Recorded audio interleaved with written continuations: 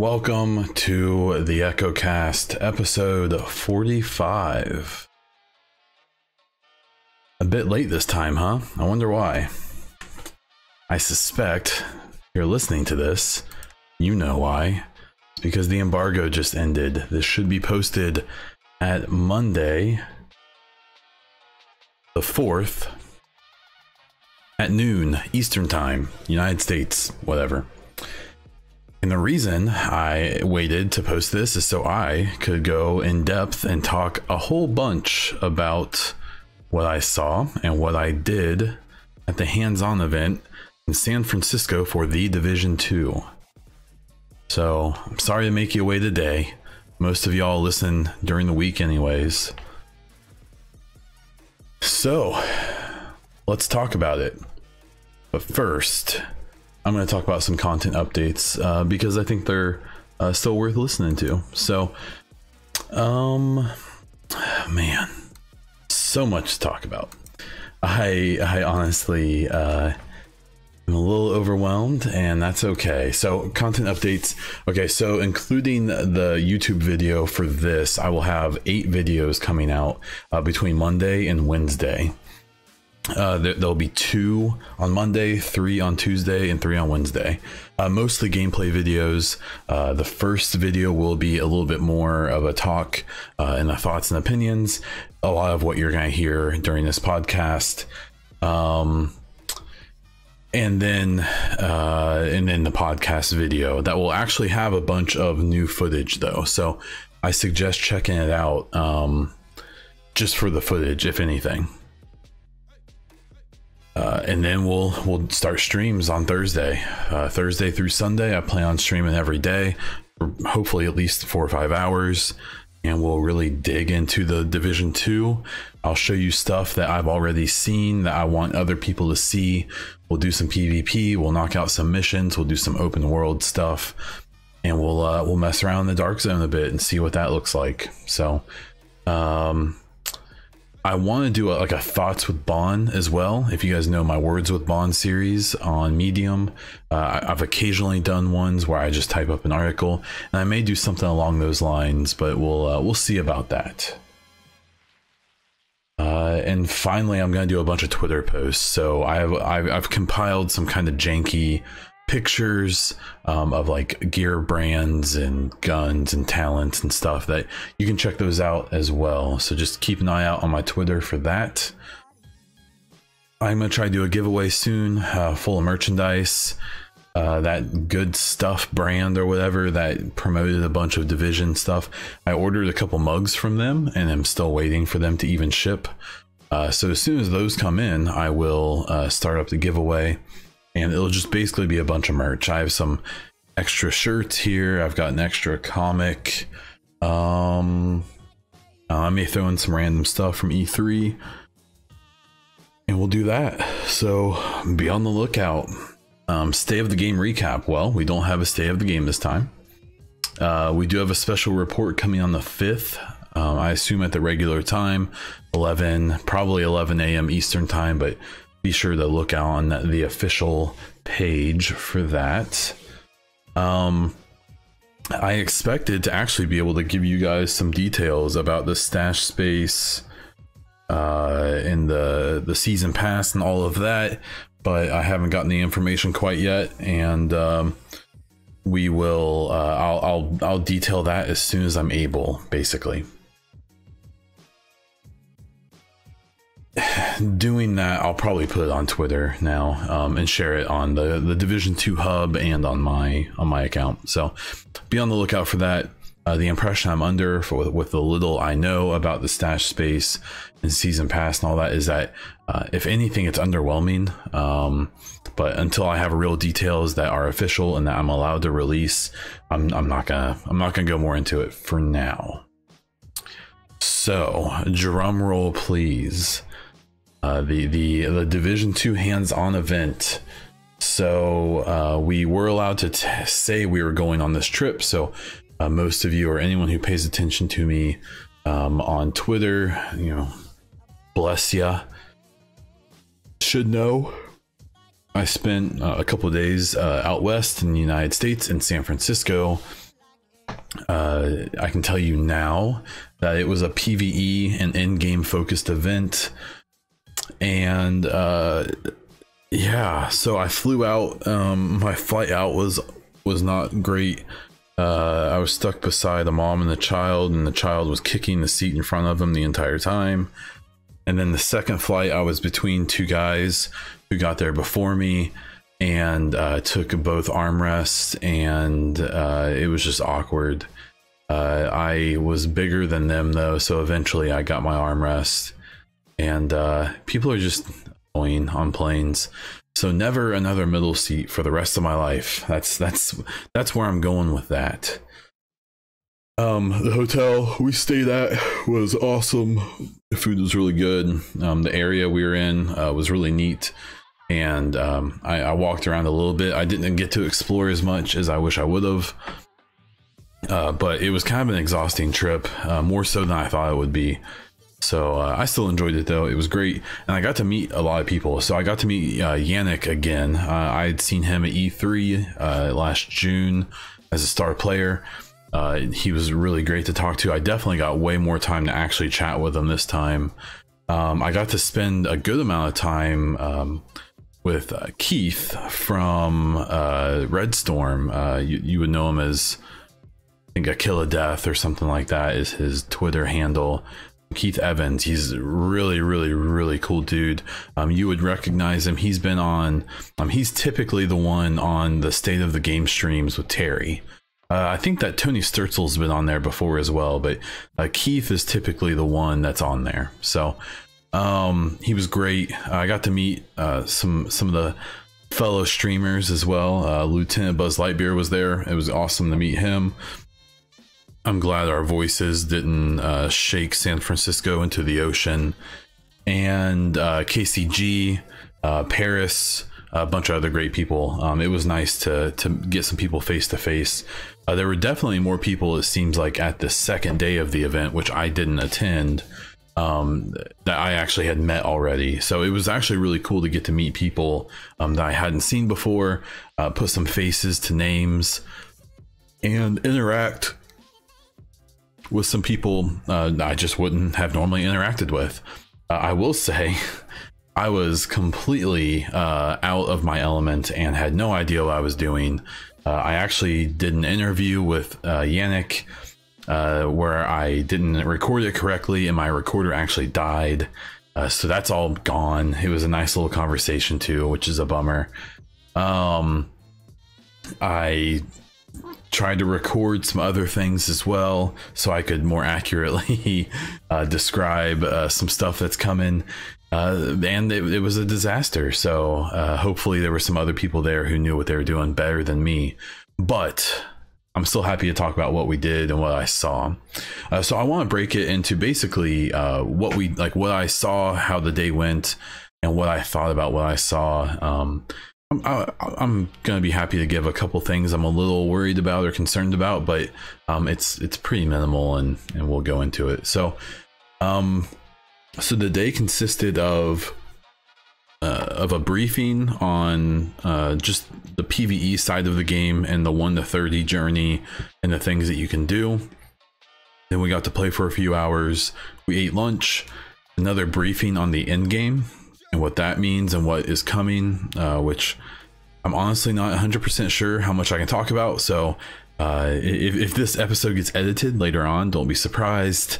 And then the day was over. So it went pretty late into the night, and I after I talk about the information, I'll explain kind of what happened. It's kind of funny, but so the first session I got to play and put my hands on, this is the first time I put my hands on the game since the alpha, which I can't talk about, but especially since the demo last year, and just the polish compared to even the demo at E3 was good. A little yawn there. Basically it starts you off, I don't think at actually the beginning of the game, so basically you retake the White House, or not really retake it, you help defend it at the beginning of this. I have a feeling this what we played is essentially going to be the beta, it seemed like all of the exact same things were there. So you do this little run up to the White House, you kill some hyenas, which is one of the new factions, and then you get in, and we weren't allowed to show any footage from inside there, so I'm not going to talk much about it either. The cinematics and stuff we had to be careful with. So but right from the start, gameplay feels good. All the issues that people have with the movement and stuff like that, it's a little different, but it's not Wildlands. I'm just really sick of seeing that. It seems like it's kind of the clickbaity thing to go after at this point, which is fine. It's, maybe people's opinions are really just different, or maybe, everyone has their own prerogative. But you start off with like, I think a P416 rifle. I forget what maybe a submachine gun. The biggest issue, you can actually see this gameplay on the video that would have posted the same time as this podcast. So if you want to see that a little more concise, less rambly version, you can go there to my YouTube.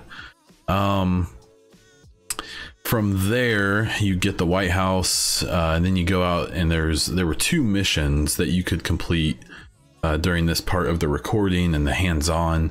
The Grand Washington Hotel, and I can't remember the other one off the top of my head, but funny enough, I actually had some issues. It didn't appear to be an issue with the game. The Xboxes we were playing on were the dev versions, which in hindsight I found and heard that they aren't the most reliable machines on Earth. That I guess the actual machines, the Xbox One and the One X, are significantly more reliable, just because they're more stable, their final product, where the dev boxes are a little more quirky. But once I got to play, I knocked out one of the story missions. The big thing is the story missions, especially compared to the first game, just feel like they go on and on and on. I would almost compare the story missions I've gotten to play almost to the incursions in Division 1. Maybe not quite as long, but definitely way different than Division 1. And to the point where I did a bunch of side missions as well, which in the Division 1 were kind of throwaway. Rescue civilians, clear out the water stations, down in the subway area or underground. These ones, the side missions in Division 2 genuinely feel like full-fledged missions from the first game. They're relatively challenging. I played most of this part of the gameplay by myself, and they were hard, not impossible, but challenging. You have to think that this is in combination with learning how to use the new skills, which are much more manually controlled now, a lot of them, and they can be very powerful, but they also require some more skill than the kind of click and release skills of Division 1. And the enemies are just tougher. They do more damage. The armor system is very different. I caught myself dying a lot, especially at the beginning of the gameplay session, because I still was in that mentality from Division 1 of face tanking a little bit and being way too aggressive. And I definitely could feel my playstyle change quite a bit through the session. So but it was good. I really like the missions. I don't really want to talk too much about specifics of them. There is video footage, but I know some people want to stay away from any story stuff. But yeah, the Grand Washington was really cool. The other mission I actually didn't get to play during this hands-on event, and the only other time I played it I can't talk about. So but the side missions were cool. The thing that actually surprised me a lot was the checkpoints. So the checkpoints are a open world feature where there's these landmarks across the LZ, the non-DZ area, that can be controlled by anyone. So they can be controlled by civilians who are quote unquote good guys, or they can be controlled by any of the factions. What's interesting about them is that so it's kind of a wave-based thing. It's kind of like the the DZ checkpoints or landmarks in the northern DZ, where there's multiple waves. I think there were 2 or 3 waves of them that culminates in a boss spawning and some higher level enemies. You kill them, and then some waves spawn of enemies trying to take the checkpoint back and kill you and keep you from capturing it, which again is a few waves and then a boss. And once you kill all of them, you take over the checkpoint. And what's cool about this is that every checkpoint has this like loot room, where once you take the checkpoint, you go back to the loot room, and there's like 4 or 5 boxes of loot, which is gear, guns, supplies. It was really cool. If you called in civilian help, they take over the checkpoint. And the Fallen Cranes checkpoint, you can find gameplay of it. It'll be posted, I think, on Wednesday. Has like a minigun on top of a van. That's something I noticed in both the Grand Washington Hotel and this checkpoint, and I think the other checkpoint I did too. That there's like they pretty heavily feature these miniguns that AI or you can even use, and you can mow down enemies pretty effectively with them. It's an interesting addition. I'm kind of surprised they put it in, but it didn't seem to hurt anything. And if anything, it's kind of a new obstacle to have to think about. They're very powerful. If you get hit by them, it's no fun. So beyond that, just doing some exploring. There's these Shade Tech missions that you can go do. And the Shade Tech is the only use I noticed of it during my time was that it's what you use to unlock the different types of skills. I primarily used, I believe, the Bombardier drone and I want to say the Seeker mines at the beginning, the ones that you target, the airburst, and then another time I used the regular turret and the regular Seeker mines that seek themselves. Oh, and I got to use the artillery turret, which is a ton of fun. It's super powerful. It's a little tough to use though, but it needs to be because it's super powerful. In the open world, you do these Shade Tech missions that again are almost as extensive as the original missions from Division 1. Multiple rooms, multiple locations, boss, waves of enemies, bosses you have to kill. And what was really cool, like about one of those I did, is it says that this mission is inside this hotel. Well, you run up to the hotel and there's no doors to open. You can't get in. But if you look and you pay attention, there's these big locks on the doors. And until you shoot those locks off, then it makes the door openable. So what that made me realize is that in Division 2, there's probably going to be a bunch of secret locations that you can get into. But if you don't look for like these locks or probably other mechanisms to get in, you won't even ever know they're there. So that makes me really excited to explore the open world and see what we can find. But you do that mission, you get the Shade Tech, you can go back, you get some gear as well, I believe, and you can unlock more skills. I imagine that's also going to count into probably talents and stuff like that. And just the open world in general, the enemies spawn and patrol in a way that seems like it's like an evolution of the West Side Piers spawning system. If anyone has paid attention to me for a while, you'll know I actually despise the West Side Piers, and I don't really care for the way that works. It's not my favorite, but it seems like this system is a lot better. You happen upon these enemies, but instead of them just immediately charging you, it's just they're kind of like on patrols. You can even run up on situations where there's a group of enemies who have captured civilians and they're going to like execute them or something, and you can prevent that from happening. And I think that even ends up being a wave-based thing, and you can get a little bit of gear and supplies from that. Yeah, I mean, it was cool. That part was fun. It was fairly limited. We were limited to a fairly small part of the map, and I'm glad. One of my biggest worries about doing this event was that I would leave it with like too much information and I would feel like I spoiled the game, but I didn't. So I'm sure there's details I'm missing and I'm forgetting, but I'll kind of move on. So the second play session we had was the Endgame play section. and all it was a one of the Endgame invaded missions. So the invaded missions appear to be the PvE version of the occupied zones for the dark zones.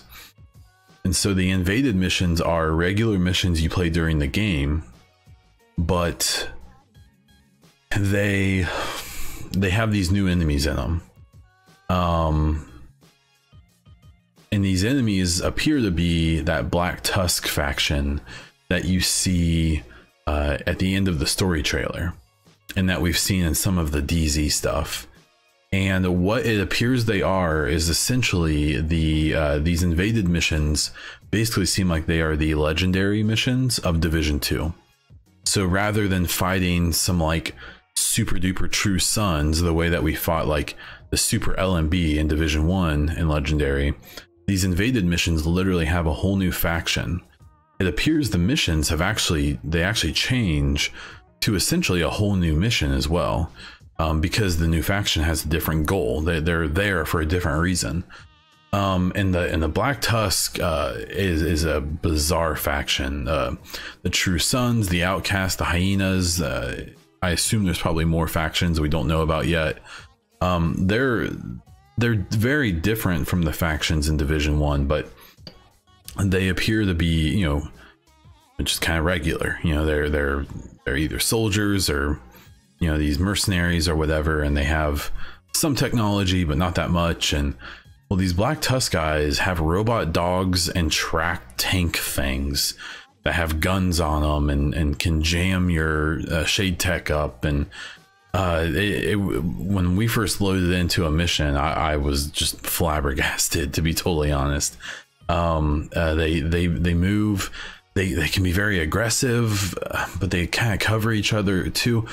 It's kind of like, I mean, they definitely do remind me of fighting hunters, and except they like all work together, where the hunters in Division 1, even in the underground, don't really work together. They would kind of just be like 4 tough guys coming at you at once or whatever, where these Black Tusk guys definitely are much more coordinated. One thing I really liked about the whole playtime was, you know, now if there's a purple enemy or a gold enemy and they have armor bars and they're hard to kill, you know, that's represented. So it's not just even those big super heavy guys that have armor bars and have armor you need to break. I noticed there were a bunch of other enemies who had like full helmets where they wouldn't take headshot damage until you blew up their helmet, until you knocked it off or exploded it. And that definitely, you know, I know a big problem with Division 1 was people didn't like that you were shooting at a guy in a hoodie and it took 50 bullets to kill him. Well, the red enemies now with no armor are literally their player models don't have armor. They're just, you know, plainclothes, you know, people or very, very lightly geared. Even the Black Tusk go down relatively fast if they don't have any armor. And then the enemies that do have armor, you know, it's represented, you can see it. So while it's definitely still not a realistic time to kill game, it's much lower. And when it's not really low, there's like a visual representation of why. The invaded missions we did, one of them I think is the one that we're going to get to play with in the beta. They're cool. The locations are really neat. I think we're doing the Air and Space Museum in the beta, and it's got some just set pieces that just like blow your mind. It's so cool. So I'm really excited for people to get to touch those. And that's kind of all I kind of want to say about that.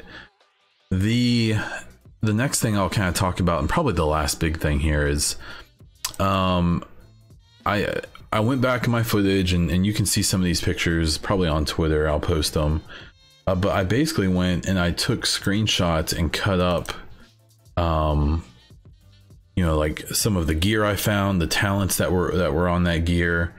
So like the brand sets I found, and this came from a tweet from Frederick Dylander as well, is that the brand sets, a lot of them appear early in the game, but some of them are only high end.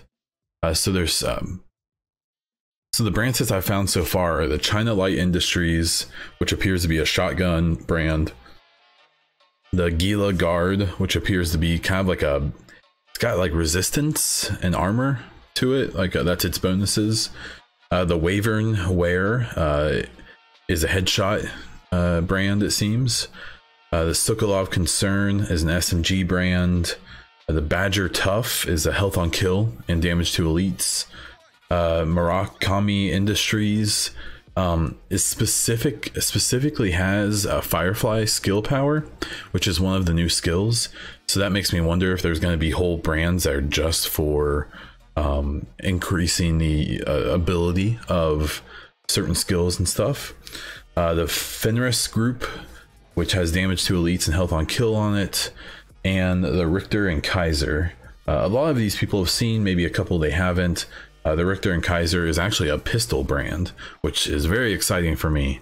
But then there was a brand I found that was the Alps Summit Armament, but I only saw it at Endgame in the high end, and I actually didn't capture what its bonuses even were. So assuming these are maybe like half of the brands, I suspect it's not all of them. And the top bonus for these brands is 3. So especially early in the game, like I could see myself have like a Wyvern Wear, which if you have 3 pieces of that, you get crit hit damage, headshot damage, and critical hit chance, and combine it with maybe the Badger Tough and get damage to elites, health on kill, and crit hit chance. So just between, if you have those 6 pieces, you're looking at 20% extra crit hit chance. You're getting 15% health on kill. You've got 5% damage to elites. You got headshot damage. You know, so a lot of those concerns that I've had and that people have had about whether or not there's going to be any customization and builds and stuff like that, I think that even in early game, there'll be a lot more than people are expecting. And then I'm curious to see what these high-end only gear brands are going to be like. Maybe they'll have more bonuses. Maybe they'll just have more powerful stuff, or maybe just different stuff than what we have earlier in the game. So on top of the gear brands, I also found a bunch of gun talents. The big thing about these, and even the gear brands I just talked about, none of this stuff is final. Don't be surprised if these things change or are removed or whatever. But what I really found, and I actually don't even understand very well, and I forgot about this until we were playing, is that, you know, we don't have firearms, stamina, and electronics anymore to unlock talents. Now it bases off of other stuff. So there was one, yeah, so this preservation talent for a gun. If you kill an enemy, it repairs your armor 10% over 5 seconds. And I can't see the rest of this talent, but it says something about headshot kills that probably give you more healing of your armor. But in order for this talent to even work, you have to have 5 armor replacements. So your med kits, you have to have not used any of your med kits. So if you have 5 med kits available, or now they're the armor plates, this works. But if you use one, you only have 4, now this doesn't work anymore. Actually, now that I look at it, no, it says 2 or more. So you have to have 2 or more of the armor plates. So if you're down to 2 armor plates and you need to replace one and get your shield back, or your armor back, you have to make a decision now. Like, you have to know your build. You may have to, man, like if I just kill this enemy, I'll get armor. I don't have to use this kit. If I do a headshot, I'll get even more. There's a few, I assume these were lower level guns that had, there was one that was like a Sadist that does more damage to bleed enemies, Ignited that did more damage to burning enemies. I have one that's a Vindictive here. It's killing an enemy with a status effect applies something, I don't know what the rest of the talent said, to all of your group members and yourself. There's one here called Spike. This is 3 or more, and it looks like a battery, but I'm not aware. I don't know if this is like stuff that you collect in the open world or what. But it gives headshot kills grant 25% more skill damage for 10 seconds, which is a pretty substantial amount. There's one here that if you get 3 consecutive body shots, it refills the magazine and grants 35% weapon something. And if that's weapon damage, that's a significant talent. That's very strong. And then there's just a bunch more. There's this killer one that grants more crit hit chance if you kill someone with a crit hit. Bread basket, if you land body shots, it adds a stack bonus of 5% to headshot damage. I assume up to a certain point. It's just cool. I like that. I don't see any repeats of talents from Division 1, even if some of them are maybe a little bit similar. And then we had gear talents as well. I didn't find too many of these. These were mostly the base ones. I only found one high-end talent. The base gear, the green gear and the white gear, I don't think have any of these. The superior talents I found were fairly simple, and like the one high-end talent was called 2 Order, and it says grenades can now be cooked by holding the fire button, making them explode earlier. So kind of like our knee pads from the Division 1 that give you a really short explosive time on grenades. Well, now there's these there's a talent specifically that you can cook it yourself, and I like that. Like if a bunch of the talents are in that vein, I think they'll be really cool. Some of the superior level talents I found were like hazard protection, which I imagine will have more to do once we actually get to play the game. There's hardened, it just gives you more armor in general. You got damage to elite talents, more explosive damage talents, more skill power talents. They're all fairly similar, and these ones, at least in this state, did not have any requirements. So you just had to have the gear. You didn't have to have any, so many med kits or so much like skill power or anything like that to unlock them. Other than that, there were a bunch of new guns I saw. I got to use the F2000 quite a bit, which some people spotted in a trailer.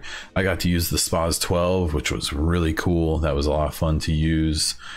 I'm trying to think what other guns were new. The M16A2 is a burst fire weapon. It's in the rifle category. I don't know if there's going to be any more burst weapons or not. It felt okay. It hit pretty heavy. It still kind of had some of the similar issues that the burst fire guns had in Division 1, where since it just fired slower, it just felt less effective. But maybe I also didn't have any attachments that I could use on it. I think if it was more stable, it'd be really fun to use. We had some old favorites like the M44, M249, MK16 is actually a gun I really liked in Division 1 and feels very different in this game, but not in a bad way. It felt good. Actually, my favorite gun to use might have been the RPK-74. The guns just sound so good. They have such a, if you've really shot guns, then you'll be very happy. The guns just sound so good, man. Let's see, what else do we have here? We had MP7s, we had the Super 90. I did get to mess with some of the specialist grenades in the endgame section. They were like fire grenades and stuff like that. They were pretty powerful. The concussion grenades that you get from the beginning of the game, I thought they were going to be like stun grenades. That's what concussion says to my brain. But they're just frag grenades. So if you were worried about not having those, they're still there. They call them concussion grenades now, and they're pretty powerful. It seemed like they scaled pretty well as we were playing. Some of my favorite guns I got to use the Vector again, and it just sounds so cool. In the Vector in Division 1 had a very low RPM. The real one I believe is 1100 or more, and the Vector in Division 2 is 1100 RPM, and it just sounds amazing, and it empties its magazine in seconds. One thing I noticed about the attachments, I'm not sure if this is final or not, but I can't remember if it was the MK16. I think it was. The MK16 had a extended magazine that gave 30 extra rounds, which I believe brought it to 60 rounds. So I'm kind of not a huge fan of that, because I like the idea that guns are just going to be more powerful and harder to use in Division 2, and that the days of having 60 round magazines were gone. I believe the magazine that is actually shown in the model that you use, I think it really is either a 60 or a 50 round magazine in real life. So I guess that's kind of a thing, but I'd still prefer that the ARs be limited to about 40 rounds and things like that. Some of the guns I didn't get to use, but I know are out there. I think like the Bison or the PP19, the P90. I didn't see anyone drop. I didn't see it go anywhere. The M1A is actually in two different categories. There's an M1A that's considered a rifle, and there's some M1As that I believe are considered marksman rifles. So I suspect the big difference there is going to be the talents that are able to drop on them. And that's kind of what I have. This is kind of a messy talk about all this, but I guess my final thoughts is that there's just so much, you know, like I made kind of a sarcastic comment, you know, last week or over the weekend where someone posted about the end game of Division or of Anthem. And I made kind of a joke and it upset a couple people. That really wasn't the intent, but I was like, man, the end game of Anthem seems like it has less than the beta of Division 2. But it's kind of true. And Anthem's a weird game. Anthem's gonna have a lot to learn, and I think it'll eventually be great. But what I see, and the reason I said that, probably shouldn't have, the reason I said it though was that the Division 2 seems like it learned a lot of its lessons. It seems like it, you know, they've taken in all of the complaints and all of the criticisms and all of the compliments. You know, it seems like they've seen the things that worked and kept them, and saw the things that didn't work and got rid of them or changed them for Division 2. I've said it a few times that I really believe that the Division 2 is going to provide something good for everyone. You know, they could have taken Division 2 in a direction where it would focus on one part of the playing community, even maybe a majority of it, you know, 50-60%. And really satisfied them and maybe ignored the PvP people or the Dark Zone people or the PvE people, whatever. But instead, what it seems like they did is they spread the love. And instead of a small part of the community being really happy, it seems like they've done their best, or at least they're attempting to make the whole community, for the most part, you can't make everyone happy, but it really seems like they've thrown a bone to everyone. You know, if you want DZ, here's 3 DZs. Here's one that is completely ruleless. The other 2 still have better systems than Division 1. If you want straight PvP and you don't want to mess with the Dark Zone, you like Call of Duty, well, here's Skirmish, here's Domination. Go nuts. And I bet there's more coming later. If you like missions, well, here's some long, awesome story missions. Here's some side missions that are fun too. Oh, and by the way, here's some Shade Tech missions that are really fun too, and they're on the side almost. And then we know we have raids coming as well, which we don't know anything about those. And honestly, I hope we don't know anything about them until the day they come out. It seems like they've tried to give us everything. They have been really coy and talking about how they, you know, at E3 and at some interviews I've seen them talk about, you know, we can't bring everything back from Division 1. You know, it's the Division 2 won't have all of the same stuff at release. You know, I feel like they've been very persistent about that and trying to set people's expectations correctly. And I'm here to completely ruin that. I genuinely think that Division 2 may release with more content than Division 1 ever had. And even if it's less, which I honestly don't think it is, it seems like it's higher quality. I mean, it just seems better. It just seems like there's more. I know people are worried about some things, and I am as well, but the things I'm worried about don't really have anything to do with what I've seen. They have to do with things I haven't seen. I genuinely believe this game's gonna be really good, and I'm a fanboy, and I take that into account. And I know that I got treated to this trip. I understand that that biases you, but even taking all those things into account, I've gone from thinking this game would be really fun for me. I was really excited for Division 2 for myself, and now I'm excited for it for the gaming community. I'm excited for it for games. I think that the way that the Division 1 recovered itself and got better through time was a great story. I think how much better and how much of a clinic Division 2 will be for how developers can take lessons from one game and make it better for the next game is going to be something that will be remembered and will be noticed in the way that Destiny 2 failed in this way.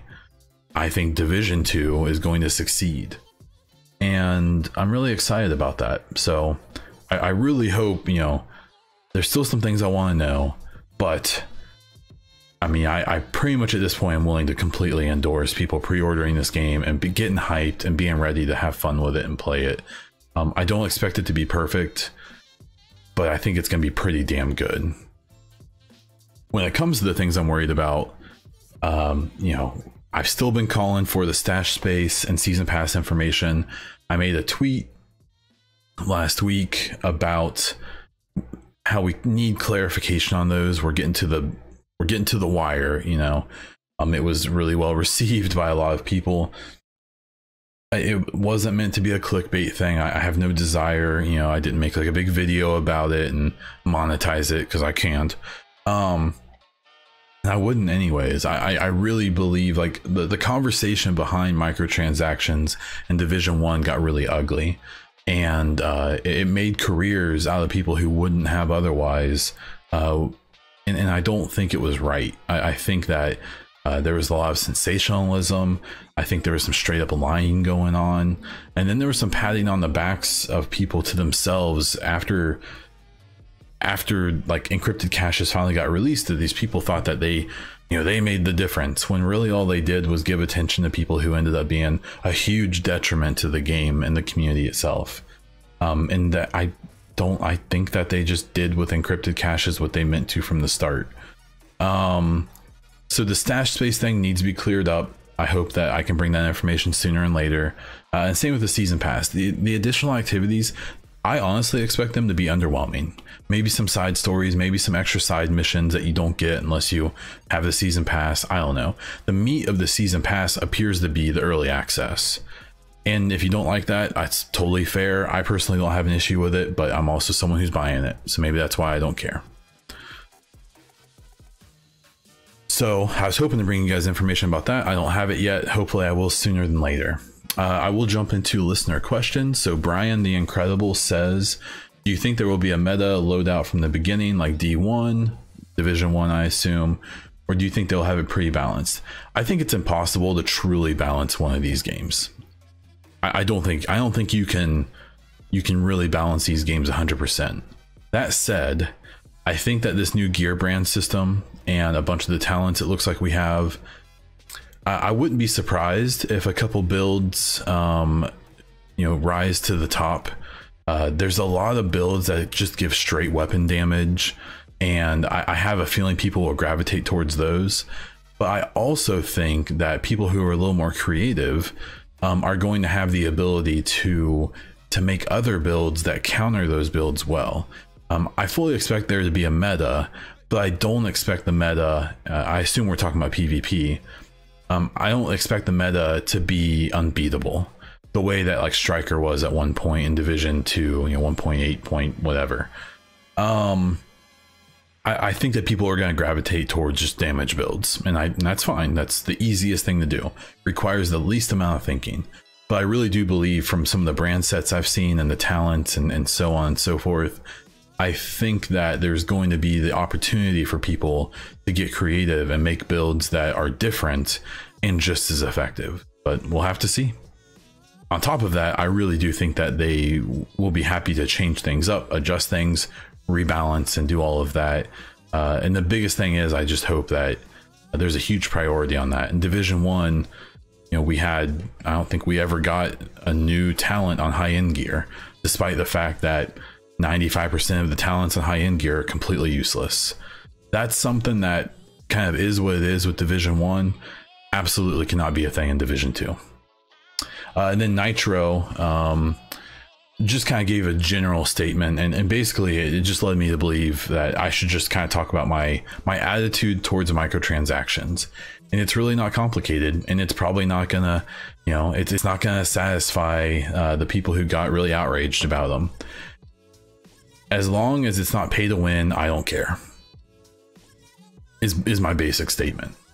So that gets complicated though. So some people think that the early access is a type of pay to win. I don't think it is. I just don't. Not worried about it. I think a few people are going to get a couple days ahead, but once everyone hits 30, it won't matter. And then especially once new stuff comes out, everyone's going to be there anyways. It even sounds like with the early access, there may be some things in place that keeps the people from getting too far ahead, but we'll have to see. In Division 1, they did that with gear score increases. I'm cool if they keep doing that, but I'm not sure if they will or not. But basically, as long as I can't log on to Division 2 the day it comes out and pay 20 bucks for a gun that is twice as powerful as anything you can loot, then I'm cool. I don't care about cosmetics. The one thing that does irk me a bit is loot boxes, only because I'm willing to spend money on what I want. And I don't love the idea of the loot boxes. And really, and I guess maybe I am a shill in this way, but the reason I don't like the loot boxes is honestly because it's easy pickings for sensational YouTubers. It's just an easy way for, you know, Jim Sterling and every other theater, you know, person who may or may not really care about the issue, but knows that they can make significant money off of making a huge deal out of it. And I really just don't want them to give easy clickbait to people who are going to lap it up. Do I expect people like that to make sensational videos about Division 2 no matter what they do? Absolutely. They already have. But I just think that it's dumb.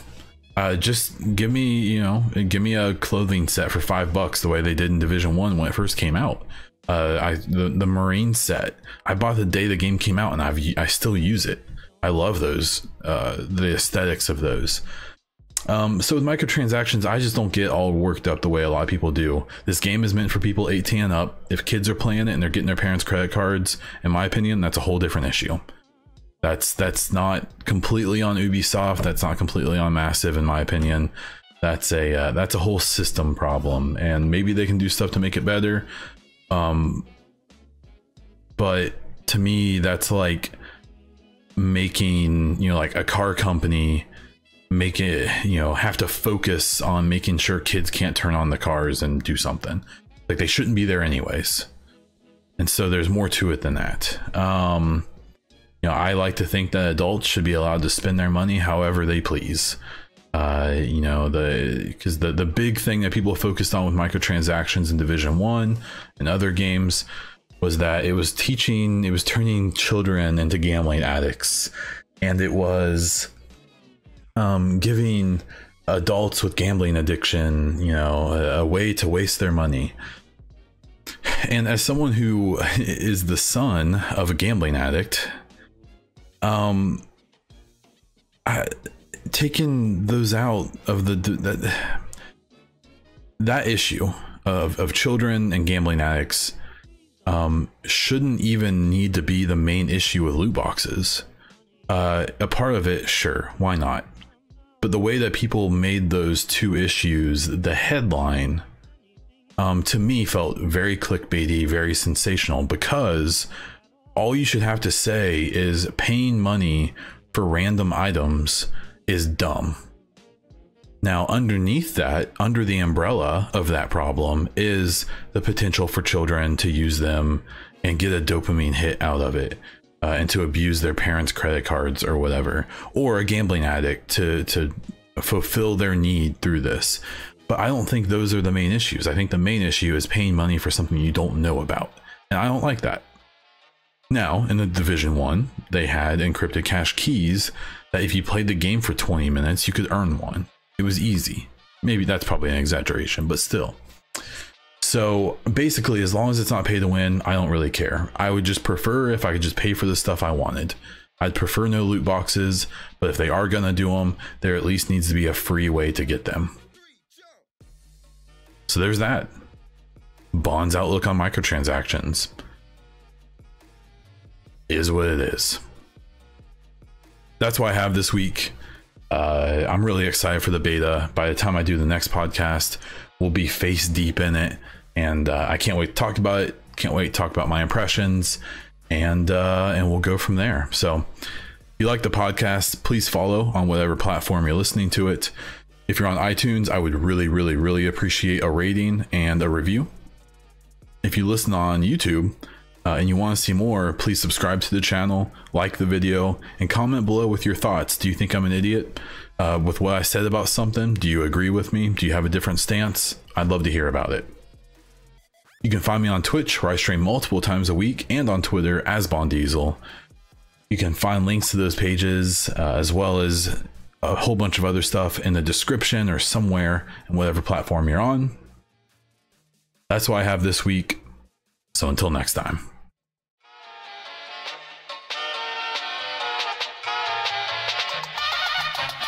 1, 2, 3, jump!